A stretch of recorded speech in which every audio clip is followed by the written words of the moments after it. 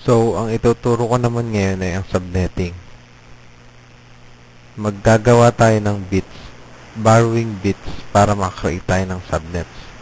So, ang magiging nating formula ay ito. 2 to the n minus 2. So, magbibigay tayo ng example. 6 subnets. Class C. So, ang ating subnet ay 255.255.255.0. So, para matutunan natin ang formula, i-apply natin siya sa bits, sa 32-bit na mga value ng 1, 2, 4, 8, 16, 32, 64, and 128. So, may tig-isa siyang bit na value.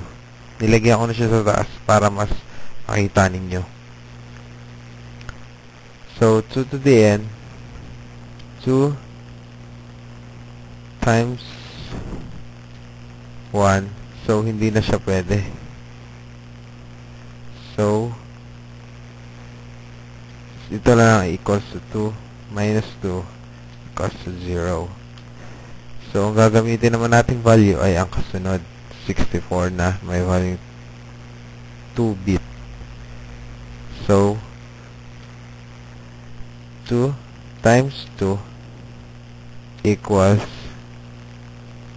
2, 4 minus 2 equals to 2. So, hindi pa rin siya pwede kasi ang kailangan natin ay 6 subnets. 6 ang value na makukuha dapat natin. So, itry naman natin ang 32 na may bit value na 3. So, 2 times 2 times 2 is equals to 8 minus 2 equals to 6. So, tama na ang ating nakuhang value para sa 6 subnets. So, kukunin natin ang value na ito, tatlo, at i-add natin. So, yung value niya ay 128 plus 64 plus 32 equals sa 224. So, yun ang ilalagay nating value, ang 224 sa ating subnet na class C subnet. So, magiging siya 255.255 at 255.224.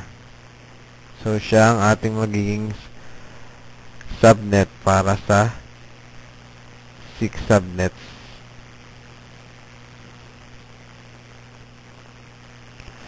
So, ito na ang magiging value natin na pwede lang ay sa 6 subnets. Kasi yun lang yung value na max host niya. So, sana may natutunan kayo. And inuulit ko, thank you uli.